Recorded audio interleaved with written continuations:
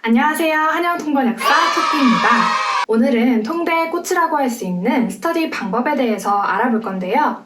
입시 때나 통대 때나 심지어는 졸업 후에도 스터디를 피할 수는 없는 것 같아요.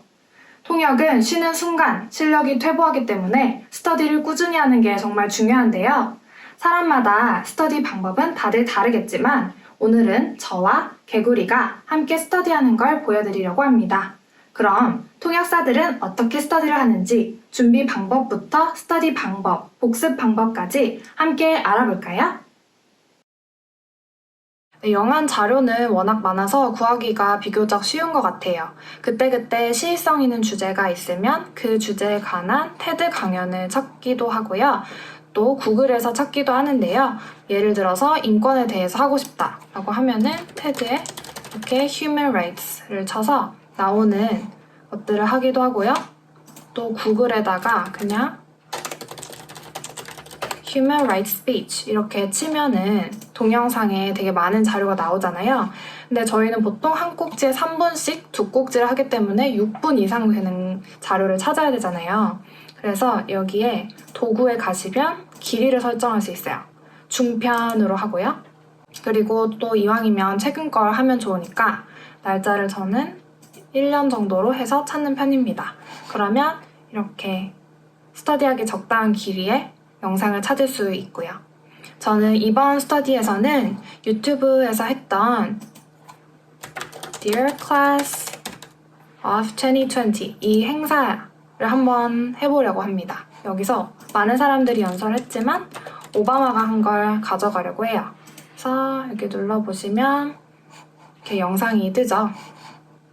스크립트는 여기 옆에 스크립트 열기를 하면 지금 한국어로 되어 있는데 여기서 스크립트를 찾을 수도 있고요. 또 오바마는 워낙 유명해서 이제 그냥 인터넷에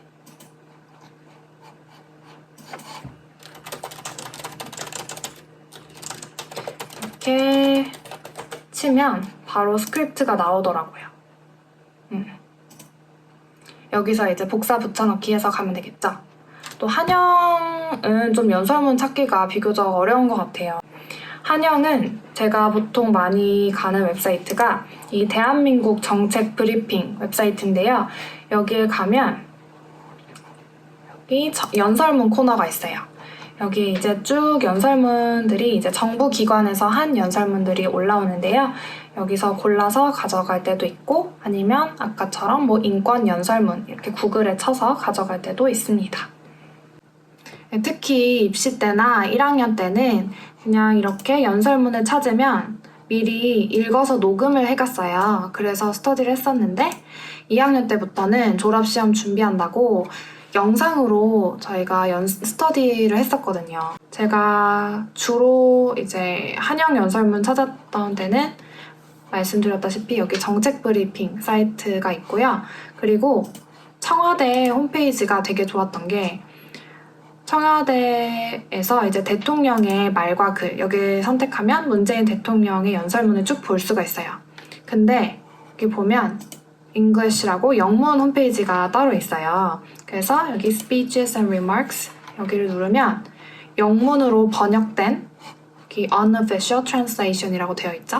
영문으로 번역된 연설문이 나옵니다. 그래서 이제 한국어 텍스트랑 병렬로 볼 수가 있죠. 그래서 스터디 준비하기가 좀 수월했고요. 제가 이런 링크는 다 더보기란에 남겨놓을게요. 스터디 자료를 정했으면 자기가 미리 통역을 한번 해보는 게 굉장히 중요합니다. 왜냐면 볼 때는 되게 좋은 자료처럼 보여도 실제로 통역을 해보면 너무 어렵다거나 아니면 너무 쉬운 경우도 있어요. 그러면 그 스터디 파트너는 정말 고문 같은 시간을 보내게 되는 거잖아요. 그래서 직접 이제 영상을 틀거나 아니면 영상이 없는 경우에는 미리 자기가 녹음을 해서 그걸 들으면서 통역을 한번 해보고 가야 됩니다. 그리고 이렇게 통역이 끝나면 자기가 준비한 자료를 완전하게 숙지를 해서 가야겠죠? 그래야 상대방이 통역을 한 걸 듣고 내가 또 건설적인 크리틱을 해줄 수가 있고요. 또 좋은 표현들도 제시를 해줄 수가 있겠죠. 글로서리는 정말 중요해요. 헨젤과 그레텔에 보면은 주인공이 미리 뿌려놓은 돌을 따라서 이렇게 집을 찾아가잖아요. 글로서리도 바로 그런 역할을 합니다. 그래서 글로서리에 보면은 이렇게 행사명이 들어가고요. 그 다음에 또 그 연설이 어떤 내용인지 이제 개괄적인 설명이 들어갑니다. 어디서 언제 누가 한 연설인지 어떤 내용의 연설인지 이런 설명을 적어주면 좋고요. 꼭 이 설명은 적지 않더라도 이 글로서리를 주면서 스터디 파트너에게 통역 전에 반드시 설명을 해줘야 됩니다. 그래야 엉뚱한 통역이 나오지 않겠죠. 그리고 이제 연설문에 나오는 고유 명사라든지 아니면 뭐 인명 같은 거 이런 것들을 적어줘야죠. 이렇게 제가 만든 아까 그 Dear Class of 2020 오바마가 했던 연설문 글로서리가 있고요. 한영 글로서리가 있어요. 이렇게 연설의 제목이 있죠? 이 경우에는 강연인데 강연의 제목이 있고 강연자 그리고 또 행사명, 행사 일시가 나와 있습니다. 그리고 이 강연에 대한 대략적인 주제, 개요 같은 걸 적어놨고요. 또 여기 나오는 이름들이 쭉 나열이 되어 있습니다. 준비만 해도 정말 오래 걸릴 것 같죠? 자, 이제 그럼 직접 스터디를 한번 시작해볼까요? 정말 더운 여름날 개구리님과 스터디를 하러 만났습니다. 조용한 카페를 고르면 제일 좋고요. 사람이 적으면 좋겠지만 상황이 여의치 않다면 스피커와 가장 멀리 떨어진 자리로 가는 게 좋습니다. 스피커 옆에서 스터디를 하면 강제 샤우팅 연습을 하게 됩니다. 서로 가져온 글로서리를 봅니다. 엑셀로 하든 한글로 하든 상관은 없고요. 다만 저처럼 엑셀로 만들 때는 왼쪽 열을 오른쪽으로 정렬해서 한국어와 영어가 최대한 가깝게 보이게 합니다. 그래야 노트할 때 한눈에 들어오거든요. 그리고 번호를 붙이는 게 굉장히 중요합니다. 노트할 때 단어를 일일이 쓸 수가 없으니까 그 단어가 나오면 번호 1번, 2번, 3번 이렇게 번호만 쓰거든요. 네, 글로서리에 빈칸이 있다고 화를 내고 있는 모습이네요. 네, 노트 용지도 준비합니다. 세로로 하든 가로로 하든 상관없고요. 저는 보통 A4 용지를 세로로 3등분 해서 준비해요. 이제 파트너가 영상을 틀어주면 노트를 하는데요. 노트하는 방법은 사람마다 정말 달라요. 기호를 막 수백 개 이렇게 만들어서 쓰는 사람도 있고 노트를 거의 안 하고 기억에만 의존해서 하는 사람도 있습니다. 노트 테이킹 기호에 대해서 더 알아보고 싶다면 통역사의 노트 테이킹 핵심 기술 책 참고하시면 좋겠습니다. 역시 더보기란에 써놓을게요. 영상 한 꼭지가 끝나면 통역을 시작합니다. 녹음기를 켜고 통역을 하면 복습할 때 아주 좋겠죠? 보통 한 꼭지가 3분이라면 이상적인 통역은 2분 30초에서 3분 30초 사이에 나와야 돼요. 통역이 시작하는 동시에 파트너가 미리 프린트한 용지에 크리틱을 적습니다. 통역이 끝나면 파트너가 크리틱한 종이를 주면서 왜 이렇게 크리틱을 했는지 설명을 해주는데요. 크리틱을 할 때는 오역이나 누락, 문법 같은 기본적인 요소들을 체크해주고요. 여기에 유창성이나 어역, 논리 같은 다양한 얘기를 해줄수록 서로에게 도움이 됩니다.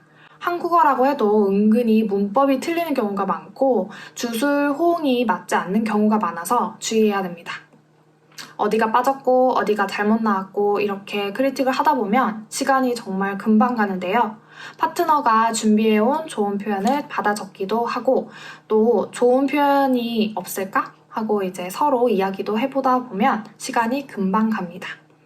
보통 스터디를 하면 이 단계를 4번 반복합니다. 영한 2꼭지, 한영 2꼭지니까 4번씩 한 사람이 4번을 하고요. 이게 2사람이니까 8번을 하게 되는 거죠.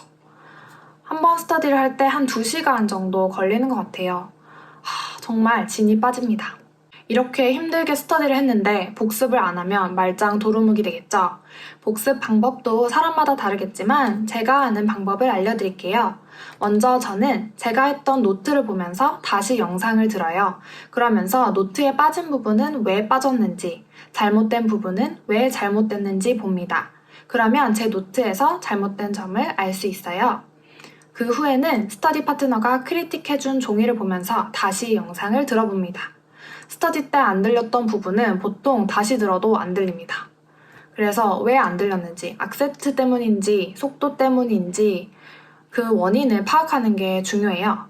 시간이 있으면 제가 녹음을 했던 통역을 다시 들어보면서 잘못된 부분을 체크합니다. 역시 오역이 왜 나왔는지, 누락이 왜 나왔는지 그 원인을 파악하는 게 제일 중요해요. 그리고 마지막으로 스터디 때 나왔던 좋은 표현을 외우면서 끝냅니다. 정말 복습도 오래 걸려요. 네, 오늘은 스터디 준비부터 복습까지 스터디 방법을 낱낱이 파헤쳐봤는데요. 다들 어떠셨나요? 통대생 여러분뿐만 아니라 통대를 준비하는 입시생 분들에게도 많은 도움이 되었으면 좋겠습니다. 그럼 더운 여름 다들 건강 조심하시고요. 구독과 좋아요 부탁드려요. 그럼 안녕!